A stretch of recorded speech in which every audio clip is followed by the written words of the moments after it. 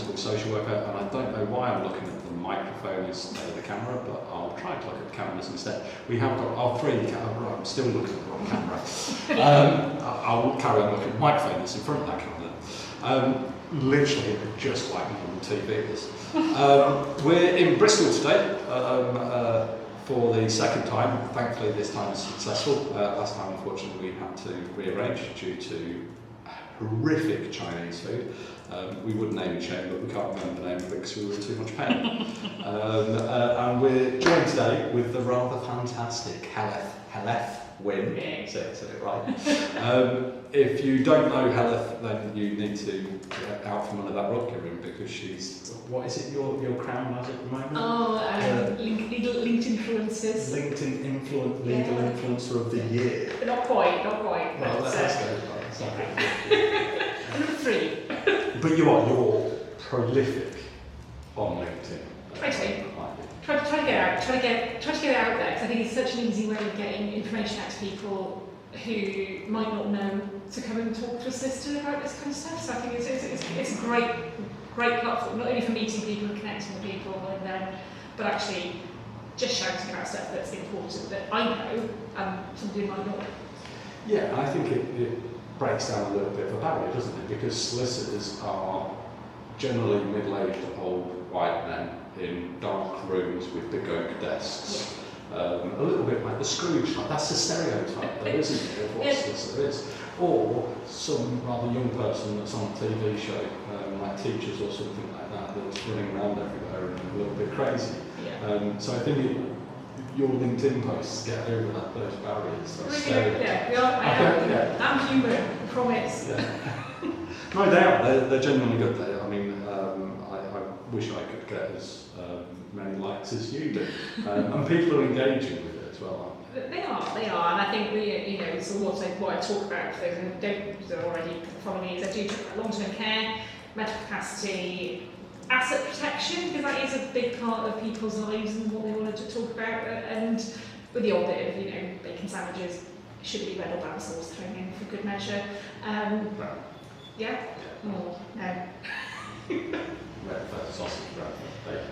Well, there you go, see, healthy debate. And it is, because it's sort of trying to move around those areas that are complicated, are affecting people's mums, dads, children, grandchildren, and if you've never had to work in this area, it's incredibly difficult. And I think one of the things for me is sort of finding people and going, oh my god, I thought that when I needed help, the help would be there, like the state, this mother state notion would be there to... Like it jumps in and is all-encompassing and is going to take away all the stress. It's all that stress away, whereas actually it's very fractured, it's very underfunded, there's certainly huge bits that are covered by the NHS, the welfare state, and it's all pulling all those strands together at a time when people are in massive crisis, because it's usually, dad's had a fall, dad's in hospital, dad's being discharged from hospital, what do I do now? Or suddenly I'm finding, I've got a child who's got learning disabilities or learning difficulties, and they're getting into adulthood and they're transitioning into adult social care. And that's the issue, isn't it? You've got so many different stakeholders, because everyone, even though, since I went to university, they've been talking about pushing health and social care into one thing, that social workers and health workers will all be one and the same. The NHS will essentially be part of the local authority social work teams will be part of the NHS. But actually, at the minute, the way funding works, that can't work that way, because we've got NHS funding and NHS services, which are free of access, and then you've got local authority funding, which isn't free of access, and which is generally an interest. So you've got those two different things. Then I suppose when we're saying about child learners, because then you've got the education in schools, which is a completely separate funding scheme as well. So you've got all these different sectors that it's okay to say, well, health and social care work together. Well, they do, but they're two different things as well.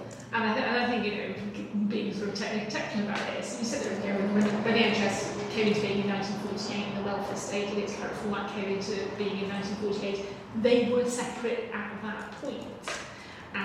The NHS was always free at the point of delivery, and social care was always means tested. But I think the big shift was the welfare state, Yeah. or the local authority fund, Yeah. came from the poor, so it didn't. It was Yes. always the local authority's responsibility Yeah. to look after it. So, Yeah. and the NHS was brand new. Yes. It was a new shiny toy. They it could sort of do calmed whatever down the they health wanted. piece, and then you sort of sit there and go, and I think it's that shift from, oh, is this person ill?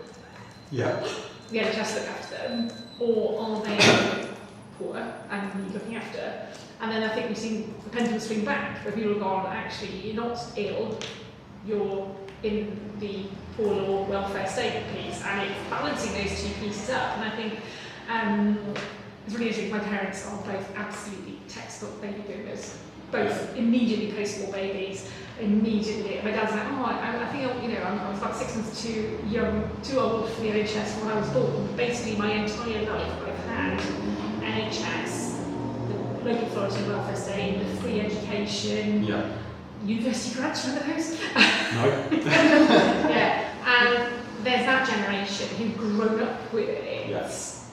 Their pet, my grandparents' generation were sort of first to sort of see it come in, and then we're seeing now the other end where it's actually sort of almost tapering off. Yeah. And so I think there's huge conceptions and misconceptions and preconceptions about the care. Because they have, and this is no disrespect to baby boomers, but they have had a considerable amount of support with free education and things like that through it. So why wouldn't they then get to the end and we sort of institutionalise almost into this is how it is. And it is that. If you've grown up with something, why would you think it's any different? Yeah. Or if you've not had to see your parents go through long-term care. Again, so use my mother at this point, and she said, again, she sort of got to the stage where she got to retire with her, nice final salary pension, and she said, so, I retired, worked all my life, and then I suddenly became a carer for my mother. And she said her and her contemporaries were going, hang on, we're caring for our parents because that generation was the first generation to not drop dead. Yeah. And that sounds awful. No, you're right. But my mother says, one grandmother dropped down dead from a stroke in the kitchen, the other one was killed in a mining accident, the other one took to their bed, died within a few weeks. And she said, so there wasn't this idea of long-term ill health or long-term incapacity. If you got to 70, I suppose that's a good life. Exactly, 3 school years in town. Yeah. Now you get to 70 and you pass away, it's like, well, that was young. Yes. There's been a huge shift, isn't there? There's been a huge societal shift in, great. Things like the NHS have meant people are living well, are being treated for things that would have killed them. And, but then that's shifting it all along. But I think then it's that piece when you find yourself frail, vulnerable, in difficult scenarios, what support is out there, and then you find yourself butting up against all sorts of legislation. Yeah, I was going to say then you're getting Care Act 2014, trying to do care assessments, £23,250 and deferred payments, CHC, DSTs, BIAs, sorts of doles, all sorts of different acronyms, and the rest of us go to university to study all of this, and then we expect everyone else to understand it like that. I think for me, you mentioned sort of, the Care Act. I think most recently we've got the Care Act 2014, we've got the Medical Capacity Act 2005. Two nerdy, fantastic bits of legislation. I think they're fantastic conceptual bits of legislation because they put the person at the centre. They make things, they say it's all about best interests. It's wishes and feelings, ascertaining that, and so on and so forth. And for the Care Act is well-being. So it's all whoever the person who needs care and or is incapacitated and needs care. There's two sort of segments that really put them at the heart of it. So on a bit of paper, because I remember when it first came out, I sat down with, literally read the whole acts and all the guidance that went with it. Where this is lovely. And then it's the reality of how that's implemented. Yeah. Because Care Act 2014 comes in just after, It's 2008. so person-centred care is really easy. I've seen someone put on assessments. You just put what the client wants. You literally have a box that says what the client's views. And that's person-centred care. There you go, perfect. Yeah. Sorted. Yeah, exactly. It's sitting there going, well, you need to meet care needs. You need to, first of all, you need to assess what care needs are. Then you need to look how they're met. Then you look at the well-being piece. And then at this point, you realise that met care needs are quite low, whereas care needs you want are probably up here. So I'd like to live in the Ritz. I can't afford it. It's Premier in all the way. We had the greatest Prime Minister, no, I'm not going to say that, Boris Johnson, when he came out with saying that we're going to have the ceiling of care fees. Literally the day that he said that, we had a phone call saying, I'm going to place my money into this care home, it's £2,000 a week, we've worked out I'm only be able to afford it for this length of time. Can I just confirm with you that the local authority will then take over paying the full fees? And we were like, well, we're a private company, so we're not giving you any legal advice at all. But no, they won't. They are not going to do that. Because they generally thought it was £64,000, I think it's something like that. It never came out, 89 was. It never came out. And people were just going, cool, we'll spend £9,000 in the first 3 months in a really posh care home, the Ritz. We'll rent the Ritz out and get medical dogs in. I'll be gone within 2 weeks, and then Lincolnshire County Council can pay the rest. Exactly. And I think the not only was that a fantastic headline, that still now people go, well, it's care cap, right? No, there is in theory, it's there in legislation if it gets implemented, thank you, government. But it's that piece of, it was only ever the care element that was capped. Not the hotel. Not the hotel costs. And then people go, pardon? You go, well, actually, what are the care needs? And this is where they sort of go back to basics. We sort of go, people who need a care assessment. What are their care needs? And the care needs might be, well, you need somebody to come in half an hour a day to help you get up and get out of bed. That's half an hour a day. It doesn't account for the other 23 and a half hours a day where you just expected to go about your day-to-day living. Yeah. And if you're at home, you're still paying your mortgage, your rent, or if your mortgage is rent-free, heating, lighting, maintenance costs, food costs, you're paying that anyway, because as do we all have to do that. If you're in a care home, you're in a care home where you're paying for that to be delivered to you as part of the package, but it's not necessarily the care piece. How much of that package is care? How much of it is so out of that bingo? you're paying, actually the care you're receiving might only be £300 of care. Yeah. And we started to see briefly getting care invoices that break it down. Right. Because there's clearly some care providers wised up to this, and when we are explaining to you that the care element you're getting is X £100 and the remainder is hotel costs. Yeah. So if you go up this, me and a few other people, we did run the numbers on average care costs, how long it would take you to actually hit the care cap, how much you actually end up spending. I think it was something like, it's a wild guess to do it, I think you have to be in care for 6 years to hit the care cap. It was. And the reason I know that, because the average life expectancy in a care home just so happens to be about 6 years. Yeah. It's funny that, isn't it? It's funny how the care cap worked out to be that average. Yeah.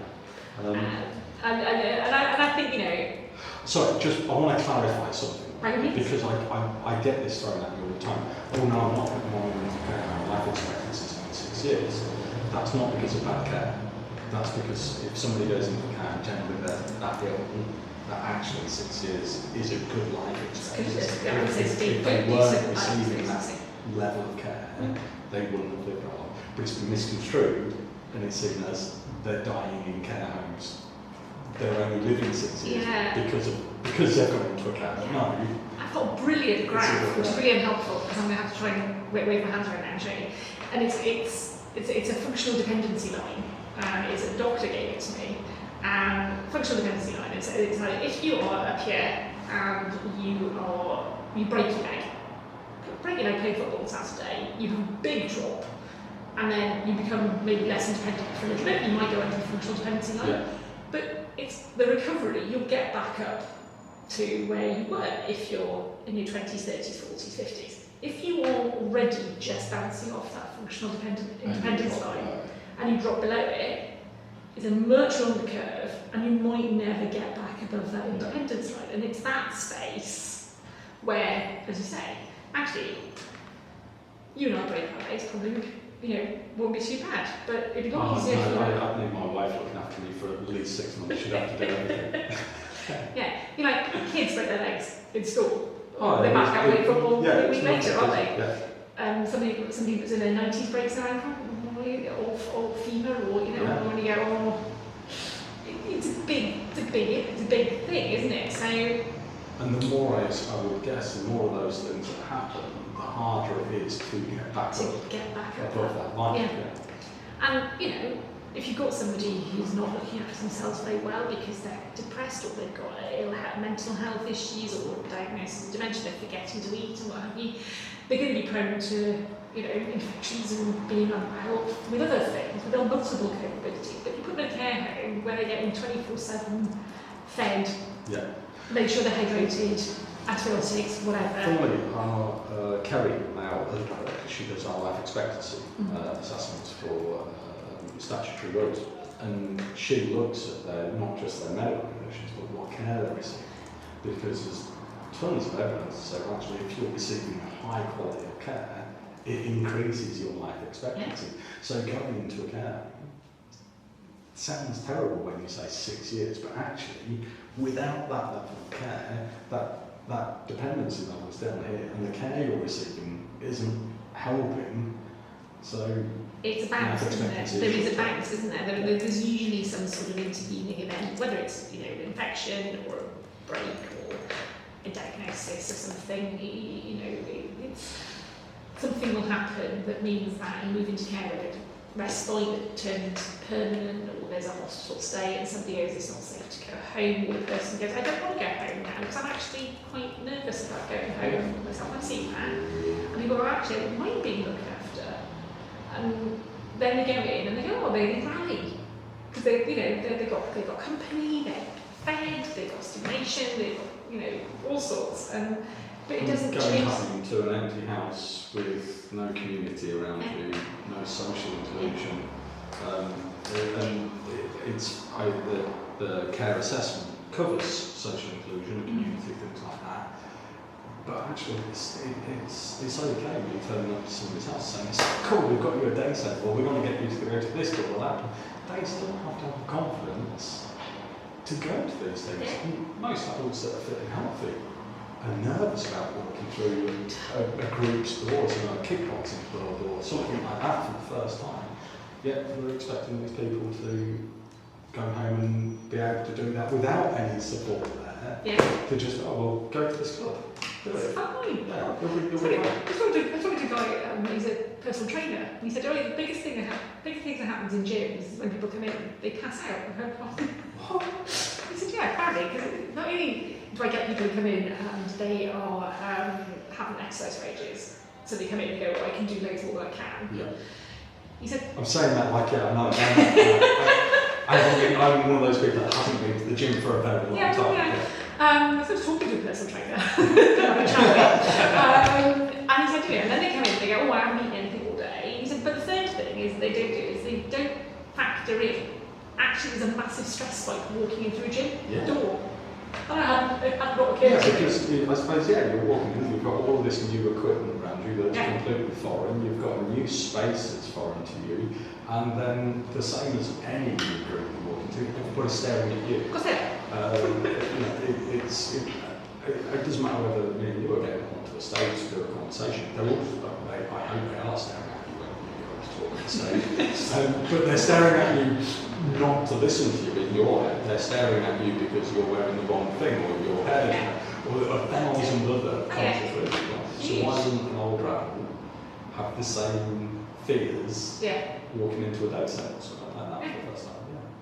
So, I think there's so many layers of complexity or nuance, aren't there, around this space? Yeah, and I know we were going to be talking about empowering older adults in long-term care, but I think it's not a simple thing just saying, how do we empower them, Heledd? Because compared to most things, it's kind We need a Heledd jar. I put a pound in every time. It's not as simple as just saying this is the answer, is it? Because actually continuing healthcare and finances acknowledge it and empowers them to be able to make decisions. Knowing about case centres and supporting people empowers them. Having a good comprehensive care assessment done the right way empowers them. really important, because you mentioned finances, and I think that this is, joking aside, the elephant in the room. Yeah. The Care Act assessment is brilliant. If done properly, they are so powerful, because not only do they sit there and go, right, these are your care needs, this is how they're met, these are the resources available to you. You also can have your carers assessments, your spouse can have an assessment, your child, if you're a carer. So everybody knows what's out there. Now, if you choose not to do it, then that's empowering to an extent. There is, but from experience, the carers assessment is seldom used because it's almost, and I've seen people do this, qualified and unqualified social workers, it's like, well, you can have them if you want. Yeah.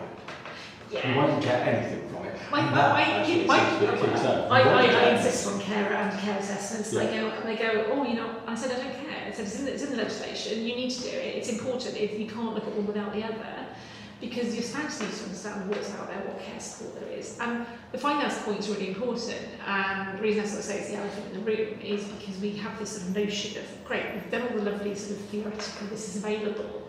And then somebody goes, well, I now have to pay for that, or somebody has to pay for that. And crudely, you've got NHS continuing healthcare funding for somebody who's so unwell that their primary reason is health. And the statistics on that are just plummeting, who's available, who's eligible. And people are getting it pulled increasingly, which is astonishing. Strange with continuing healthcare is people that we assess, and they're not entitled. They're not. It's quite clear. And they get it. And we're sat there going, what? How? How on earth? And then there are people where they absolutely 100% are entitled to it, and they have to go through appeals and all sorts to get it. And so again, but she wasn't entitled to it. There's no evidence to back up the decision for her. We're not going to say that to the CHC nurse, they want to fund it, that's on you sort of thing. Yeah. But it is, to start with, down to that nurse assessor, and how they feel on the day, how they budget, how their own possible morals come into it, how you've spoken to them, and how much of a rush they're in. There's so many different factors from what I can see from the outside, because and my argument is always, we're on the outside of this. Yeah, my argument is always ask for the assessment. Yeah. If your chances on the answer is going to be no, but at least you've got line in the sand.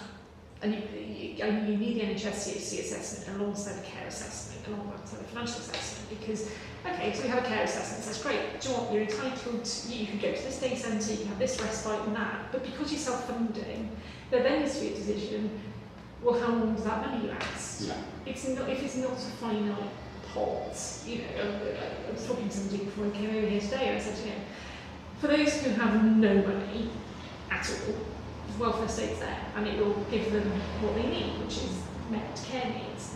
For people on the other end of the scale, ultra high net worths, for whom money is no object, again, probably not an issue. For the sort of 90% in the middle, where you said again, well, I'm going to try and budget how long I can make this last, how much assistance do I need, how much care can I pay for, how long can I keep mum, dad, spouse at home, as opposed to going into a care home.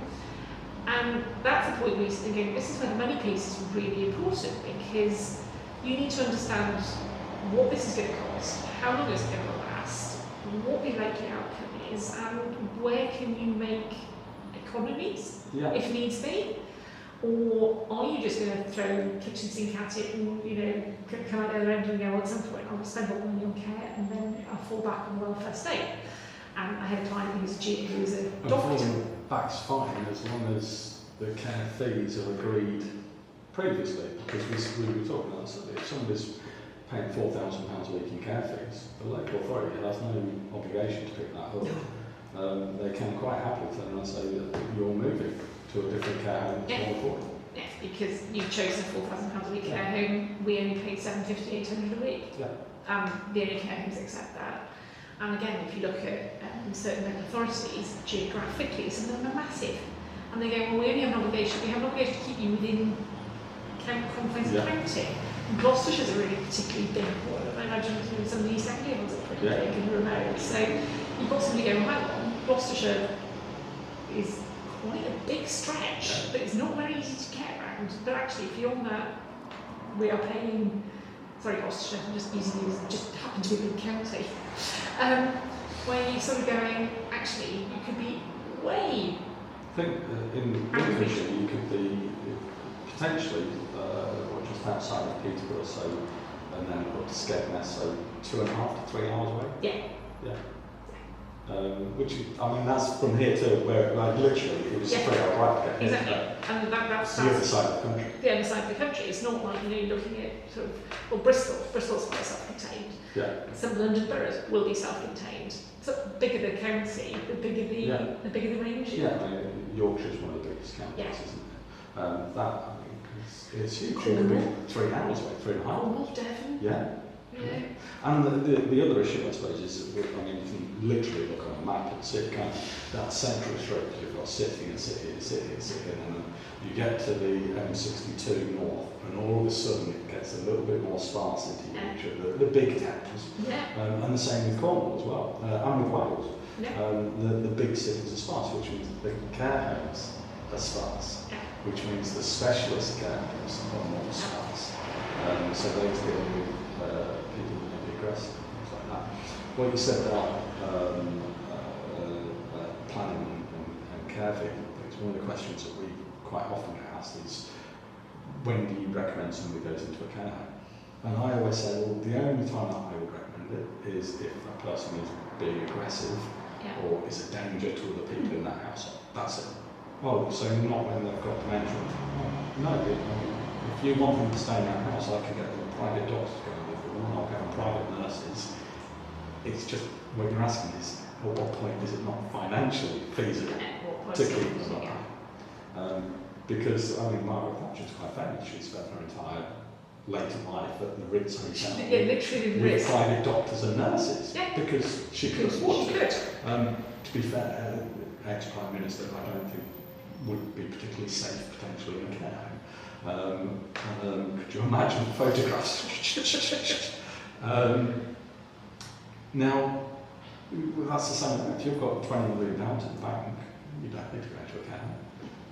If you've got £100,000 in the bank, and you're domiciliary care fees for £1,000 a week, you might have to listen. And this is where sort of the early conversations are really helpful, where we sit there and we go, right, okay, as a family, what's important to you? What's important to mum, dad, children, the whole family? What does that package look like? So, okay, we need to work out what do you want, and then we need to look at, in conjunction usually with, so I say I'm a lawyer, I'm not authorised, regulated, trained or insured to do financial advice. So working with a financial advisor and going, okay, well let's look at how that money's going to last. But I can sit there and go, well, I can chip away at NHS continuing healthcare funding. I can get the local authority to do what it's supposed to do, break statement to them in small words, big prints, what the law says. So I'm just going to keep asking you until you give in. Insist on financial assessments. I'm just going to keep asking. That's what my kids do. We'll give up eventually because, been having conversations recently where decisions have been made and financial assessments were requested, weren't done, decisions are taken off the back of not having an assessment, which was the wrong way around. This seems to be a current theme that you're coming up with, that initial care assessment isn't taking place. Is that? Care assessments are really hard to get over the line, and the financial assessments are hard to get over the line because people go, well, there's a waiting list of 18 months for a care assessment. And I went, but they're entitled to it. And they went, oh, but they're in care homes, so they're fine. And I went, no, it's not the point. This really frustrates me, this. Mum's in a care home, so she's fine, but she might not need to be in a care home. How do you know if you haven't had a care assessment done? how do you know what the care package should look like? Because it's, first of all, should be a care assessment, then it should be a financial assessment. What are they paying? How much of that is actually payable by personal care? Because it gets complicated when you sort of dig a bit behind the scenes and you go, oh, Mum thinks she owns a property and actually she doesn't. She lives in Great Uncle George's house just rent free, and suddenly. Oh, but somebody's told somebody that actually she's self-funding. Yeah, and then she's self-funding, and then you point out she's not self-funding, and then suddenly everybody goes, oh well, she can't stay in this care home. And I go, well, if we had this conversation early, we could have planned for this, and we could have said, look, she's got funding for 2 years. Will you keep her on local authority rates after that time? Because that's what we've got. She doesn't actually own that property or the whole property, or only has she has to, because people are entitled to structure their assets in ways that suit them and passing money down the generations, but people lose sight of that. And the knock-on effect's quite massive, because having to then to those people go, well, no, hang on, that's nice and all, but your mum only owns a certain percentage of that property. So the local authority have gone, we don't have to worry about you because you notionally own the property, but nobody looks behind the scenes. We had a case where it was far too late. It was far too late. It was husband and wife. He owned the house outright. Mm-hmm. She had no vested interest in it at all. She'd never paid for a mortgage, nothing. He sold the house to pay for her care because he was told she was self-funding because the house moved into a bungalow, ran out of money, had to sell the bungalow, and ended up in sheltered accommodation. Mm-hmm. And I'm just going, I don't, but none of it was her money. None of it was her money. And actually now you need to go into a care home, and you've got no money to pay for your care. So nobody's benefited here. No. And seeing it, and it's always these things, they turn up and they sound like their exam questions. But until you start seeing them crop up, because somebody went, oh, I did this because I thought I could get the money back because I was an attorney, and then you point out, well, you can't do that as an attorney because you have to get court authority to get that money back. And they went, but I've got power of attorney, that means I can just take the money, like, no, you can't. And understanding. It's power of attorney, not power of God, isn't it? Yeah. It really is. I know we said we touch on LPAs because they are an important part of that planning process to empower people. But we hear it all the time. Once I've got LPAs, I can make all the decisions. No, you can't. No, I can. I've got health and welfare, so I can put her in an account. No, you can't. Your mum's got capacity. Yeah. Oh no, but I've got LPA. I don't care. It doesn't matter. No, what I'm doing with people, I go, look, the easiest way to understand this is if you're unable to articulate your views and wishes and feelings, pretty much you're probably in some sort of coma. Then your attorneys are going to be, it's a more clear-cut thing. But other than that, it's best interest, it's tax specific, it's in the moment, and again, there's two types of practice: there's the property and finance and the health and welfare. The number of people I've found who've been caught out by going, well, I've just got the finance one, I didn't bother with the health one. There used to be an urban myth in local authority that you couldn't get health and welfare. Oh, interesting. It was almost impossible to get health and welfare. And it was only when I went private, I went, what are they talking about? And it was health and welfare for deputyship. It was more difficult. Which is more difficult. Yeah. I understand but that. It spread to LPA. So literally we had social workers going out saying, you need to get LPAs, don't bother with health and welfare, you won't get it. Which means you won't get it. There isn't anything to get. I am seasoned enough to say, I did see the transition from the old enduring power of attorney, which was just finance, to the new property and finance and health and welfare. And there was a bit of we don't quite understand what this is. Why the health one is. It's there, it's an option. Of course, we'll talk to clients about it, but there was a sort of healthy scepticism across the profession, I think, about it. Didn't last very long when people suddenly went, oh, there's court cases coming out, and there's decisions, there's people making decisions or not making decisions, and there's no power of attorney. I think the case that always sticks in my head is Briggs, and so Mr. Briggs was, I think he was if I remember rightly, he's ex-police, ex-military, going up at work on his bike one day, gets knocked off his bike, he's on the will, so he basically gets sent to one of the best sort of neurosurgeons in the country, and they're patching up. But they're patching up, and they sort of, and his wife, mum, sister, they had a little girl. They all said he would hate this. He would hate this life. He just wouldn't want this life. We've talked about it. We've discussed it. He's always said, I'm ex-military, I'm ex-police. I've seen lots of things. If anything happens to me, switch me off. But he hadn't done a power of attorney, and it ended up going to court. And the part of the judgment says, had he had a power of attorney or an advanced decision living well, we wouldn't be here having this discussion, because essentially the Independent Care Board, Health Board at the time had said, where he is on the Glasgow Coma scale, he is responding to certain stimuli.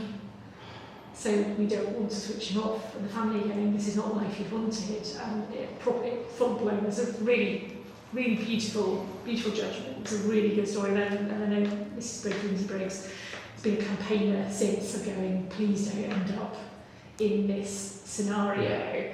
And I think there's been much better uptake on this. But I still think there's pockets of people going, well, I just need the finances. That it'll be fine with the health.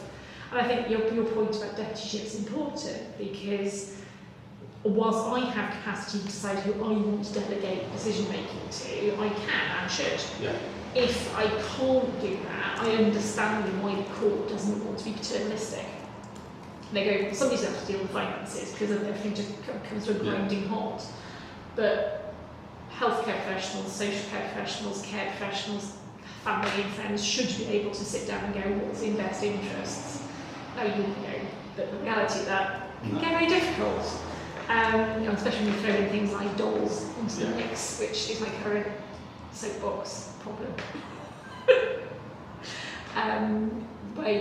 Sorry, it's going to be replaced with delivery protection safeguards. Honest. Yeah, okay. Principle's the same.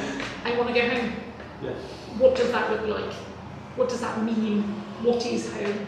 Is it bricks and mortar? Is it the life you had beforehand? Is it your childhood home from 70 years ago? And all of that best interest decision around something that's really quite intangible. It's very hard to really pin down. Yeah. And the difficulty that's causing in a best interest space is really problematic, I think. I think we're seeing, court cases coming up reporting about this, and families going, we just don't understand what this is. The mum's in the care home, mum's agitated, why have I got court proceedings? And I think this notion of care, home, whatever home is, it's really complicated.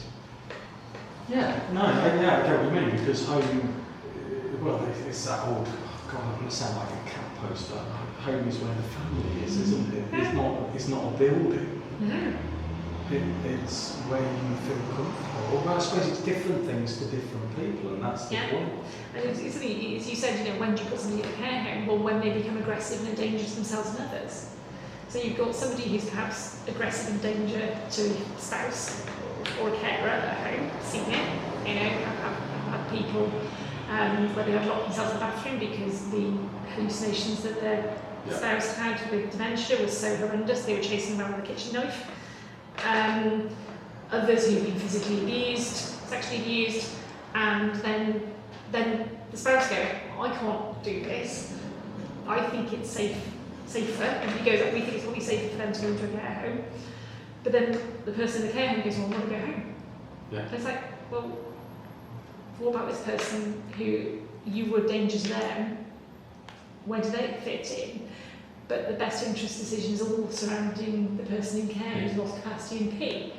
And I sit there and I go, okay, but does he actually comprehend what going home looks like? Is he going home to him and his wife cuddled up on the sofa watching TV on a Sunday afternoon? Yeah.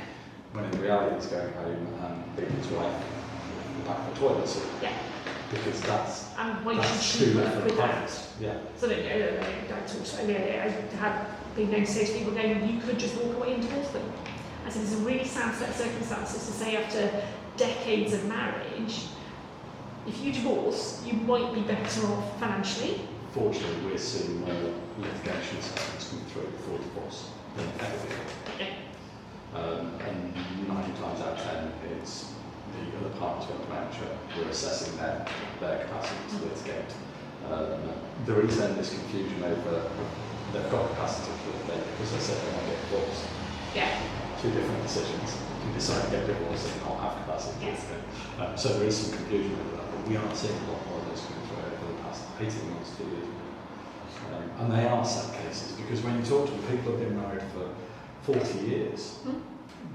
But it's unfortunate that's what dementia does. They're not married. They weren't married to that person for 40 years. It was almost a different person. And again, it goes back to the elephant in the room of finances. You sit there and you go, well, you've got an uneven distribution of assets to the spouse. Historically, husbands have the money, husbands have the wealth, husbands have the pension. He's the one in the care home. Wife is left with whatever she's left with herself, plus whatever contributions, once you eventually get a financial assessment done by the local authority. And actually, she's no better off if she leaves him, divorces him, and gets a 50-50 split. Yeah. And you go, that seems wrong on many levels. But if that's what we have to do to get the handles turning. It's that social norm, isn't it? You get married, you stay together until death do us part, and you make a commitment. In sickness, in health. And I know we don't all say that at our wedding ceremonies. I can't remember I did or not. I can't remember what I said, to be honest. I think I probably just went, whatever you say, love. I'm walking on the aisle and just went, I'm getting married. Just thought about that. So it's almost like a social norm, isn't it? To then get to the end and say, well, actually, I'm not getting divorced because we're not in love, we're not working. It's almost a financial decision. Thing. Yeah. Feels so wrong. Very hard. And I sit there and go, look, getting married and having a wedding is very different. Getting divorced and the financial settlement is very different. Yeah. And if and sometimes I sit there and go, you would be better off not being married to your spouse, because spouse who is incapacitated in those circumstances is getting all the attention, is getting all the dollars, is getting the official solicitor, is getting the academic, how much, what does going home look like, and spouse is there going, no thanks.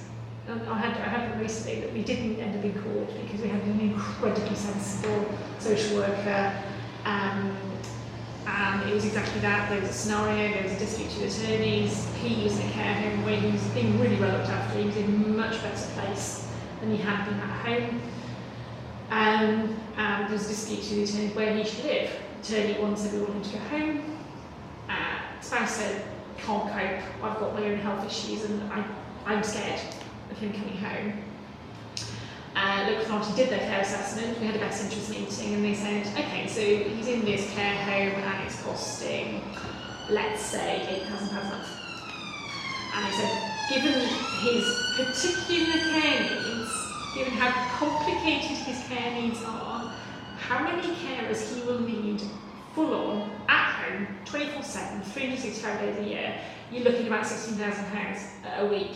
9 to £16,000 we've priced it, and then suddenly all fell away.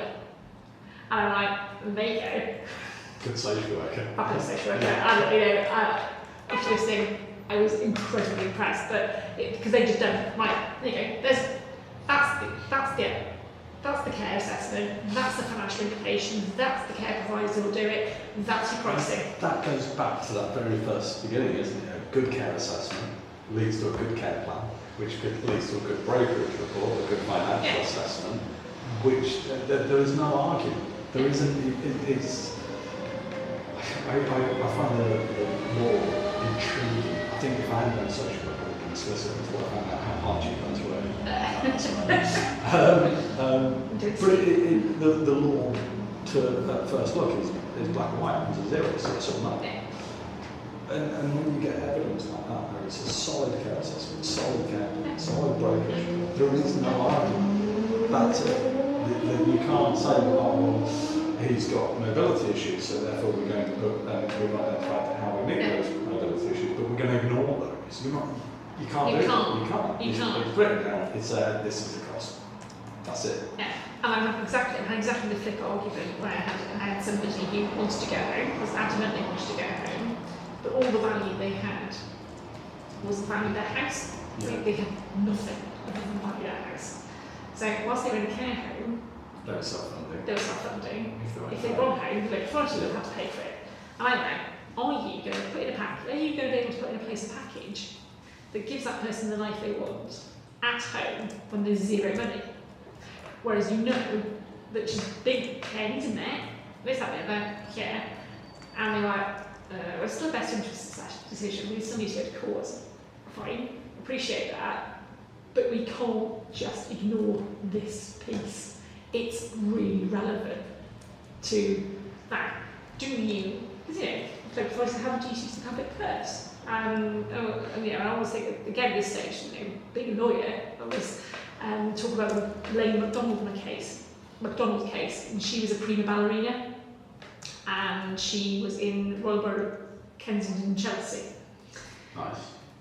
Nice. And so she had a care package where she had carers coming in at night because she was incontinent, and the care coming in and take her to toileting needs and what have you. And then the council said, actually, we have to regard the public purse, and your care needs can be met by incontinence pads. So we're going to remove your carers and we're going to give you incontinence pads because that's what you need every night.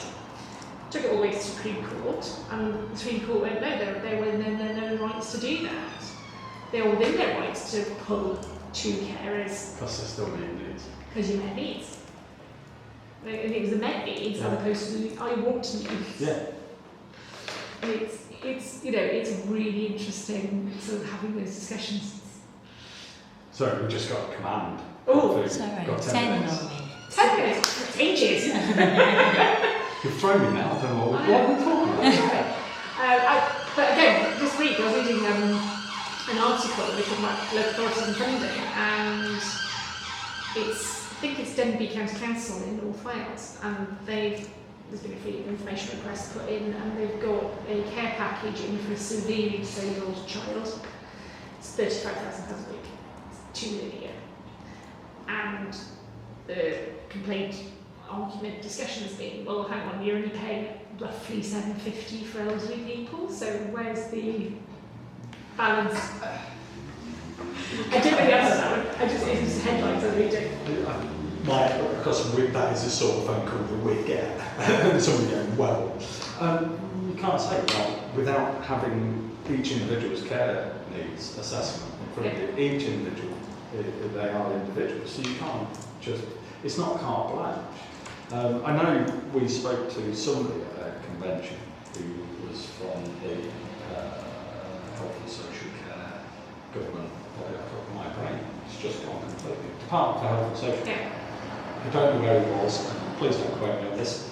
But we were talking about artificial intelligence because the stand next to him was an AI. Okay. And he said, oh, do you not think it's going to come into social care? I said, well, I do, but I don't think it would be doing assessments. I don't think it would be doing capacity assessments and things like that, because you still need to break down barriers when you're talking to people to get their authentic self. I know that's one of those words, but it is. It's about getting genuine reflections from people. And he said, oh yeah, but what about those people in care homes? He says, if we trained an AI with every care assessment from one local authority for an entire country and all of the care plans, it's got millions of care assessments, millions of care plans. And then little Doris that's got dementia that lives in a care home. Are you telling me that I couldn't just do a very good care assessment in a care plan? Oh, but you know. Oh, I don't know. And I was like, do you know what? I don't know. And it's worrying that there is potential where there's a group of people that could lose all of that power by something like AI or by poor practitioners copying and pasting as such. because of this attitude of, well, that kid's getting £23 million a year, or £2.3 million a year, whatever it was. My mum, why isn't she getting it? Well, we'll just copy and paste, we'll just repeat. Well, you know, in the dementia, it has to be individual. Yeah, in the dementia world, every person with dementia is a person with dementia. Yeah. And the dementia, it's that person focused, it's that sort of thing. And then you go, yeah, but try applying that across the board with just a population, not just an ageing population that's not ageing well, but with a younger cohort coming through who are never going to be financially independent, who are going to need that care and support, who are going to need that. And like you say, I mean, I was talking to somebody yesterday, I said, we don't want to go back to this notion of 19th century asylum. No. Where you lock up. But I still hear people thinking that's what we do. Oh, mum's got dementia, can't you just put her in a care? Can't you just lock her up? Yeah, No, that's not. It hasn't worked like that for, I don't know, 50 years. I know. So was it the Care Community 93, wasn't it? Yeah, That came out. No, that's not happening. And do you really want that? Do you really want those terrifying sort of Gothic buildings on the edge of town? So going completely off this, we've got 7 minutes left.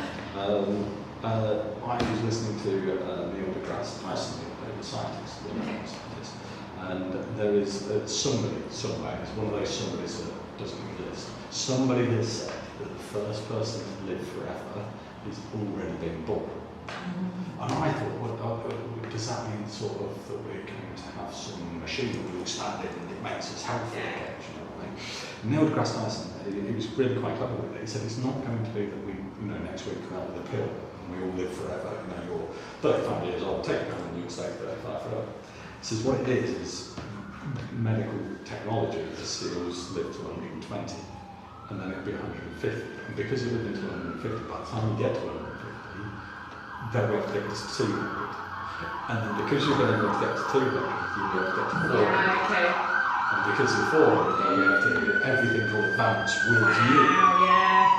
Which just makes the discussions we're having now insane, because that's fine if you're, and I kind of think it is relevant to what we're talking about, because if you're 95 years old and you're fit and you're healthy and everything's great, the conversations that we're having really don't matter. Because you might go into a care and you might just get to 98, go into hospital, and that's it. That's where you end your days. You might go to bed, and that's where you end your days. But actually, if we're living to 120 in my lifetime, is that going to be fit and healthy?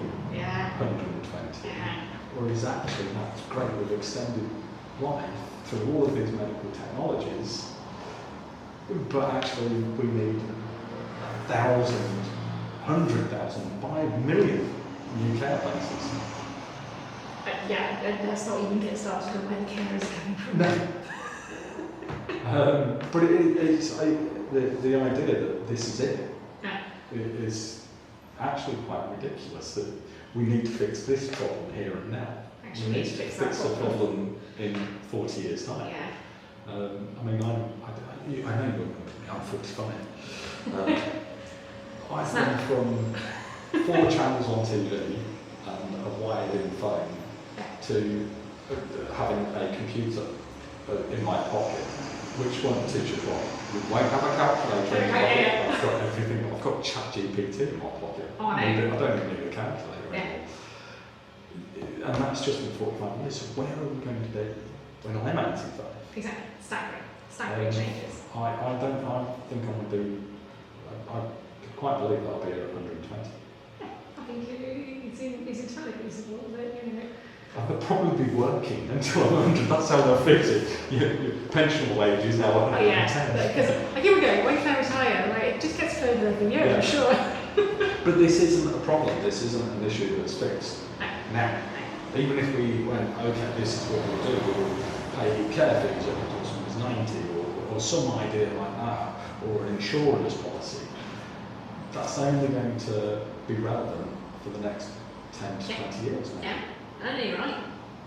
And then we're back to where we are. Back to where we are. So we need a long-term solution, not a... And is that solution something we should be doing ourselves, or is it something the state should be? I think it's about having grown-up conversations within society. Oh, love a grown-up conversation. Yeah. It'd be nice, wouldn't it? Yeah. That'd be great. Yeah, I've not had one yet, but it'd be lovely. Phoebe, have we had any questions? No. Oh, fabulous. Has anyone got any questions? If you have got any questions for the rather fantastic Heledd Wyn, now is your opportunity to throw your hands up, jump up and down, stand on your chair and wait if you want. Because we will talk forever. Yeah. I could, actually. It's quite amazing doing this, because I'm sat here and I feel like one of those people that's sat there going, oh, I've just learned something. Every time I have these, so I'm sat there learning. That's the nice thing, isn't it? It is that constant learning. And it is that, almost like pulling bits of string, isn't it? Like you unravel something, there's actually a huge difference. Yeah, and I think with the care sector in general, it's so complex, so complex. I mean, this was supposed to be about how to empower people. Yeah. And I mean, what would that be? We've got 3 minutes. What's your top tips for empowering clients? I think it's having those grown-up conversations. It's having that grown-up conversation with yourself, with your nearest and dearest, and then biting the bullet and putting together that infrastructure of, Journey wills. advanced decisions, wills, living wills, advanced decisions. What does that mean for the person who is your attorney? What does that mean that they actually need to do or not do? Yeah. Don't just give them a piece of paper, tell them what they're supposed to do with it. Yeah. So I think empowerment for me is about education, conversation, and being a bit brave about things. It's strange, isn't it? Because we all record, the entire world is recording everything all the time. Yeah. But I've not yet come across somebody who said, I've got a video of mum telling us exactly what she wants. Yeah. When you think, we've got Facebook videos and photos and everything's recorded, but nobody sat down going, Privacy, GDPR, how long can you keep that data? oh yeah.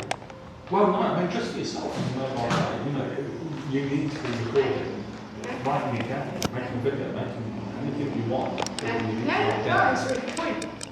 This is in my future. Yes. This is what I want. Let's embrace that technology. Yeah, absolutely. Yeah. Right, I think we're almost there. So, Fumi's already packing up. She's eager to go. There isn't any questions, obviously. No. Fabulous. You know what that means. You answer all their questions. Oh, there you go. I am always at the end of a message, phone call, email, LinkedIn message. I was going to say, do you want to just quickly mention your email address or who you work for? Yes, sorry. I forgot about that. So, Heledd Wyn, HELEDDWYN, work for Rothley Law solicitors. You find me on LinkedIn, find me at Rothley Law. Usefully, I do have an unusual name, it's not easy to find on Google and on LinkedIn, and obviously find your good selves. And follow her on LinkedIn. Honestly, if you don't do one good thing for yourself this week, follow Heledd, because her posts are informative and funny and charming and lovely. And if you're scrolling through and you're getting all of these advertisements and all of these sales pitches, and then you come across one Heledd post, it just makes your day a little bit better. I do like them myself, so. Yeah, you can tell they're not AI because they haven't got that big line. What is it called for me? The M-dash. M-dash. Never heard that before until AI. And now I'm seeing posts, people saying, I'm not using AI, I just know how to use grammar properly. Do you?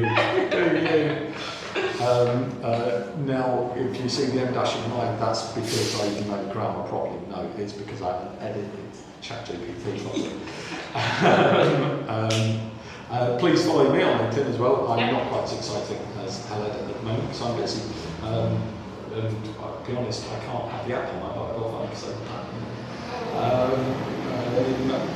the video of today will be on YouTube within the next 48 hours. It's also going to be on Spotify, as are all of our others, so if you can't watch it, then listen to us in the car, because that might put you to sleep if it's any of my other talking that's on there. But if it's Heledd, it will keep you awake. And next month we're back with, who have we got on next month? Mitra, I think. Mitra Man. We're back in Bristol next month. With my colleague, Also, Mitra. world-renowned author, Exciting. which we're very much looking forward to. So we'll be talking corporate protection and all things exciting about that. Miss. And I'm looking forward to being at NellyCon. Yeah. So am I. Yeah, NellyCon's. Come see us in person. Yeah, you're talking for us Yeah. at NellyCon, Yeah. which is fantastic. We've got a couple of barristers coming. One of your friends, Yes, Sam Green. Sam Green, who, again, if you don't follow Sam on LinkedIn, please do, because there's too many webinars that he's They are fantastic. Call protection Awesome. briefs Yeah. will make your life so much better. Yeah. So do give and him a follow. just seeing Sam on a bike in the middle of London, best thing ever. But generally, he's really good.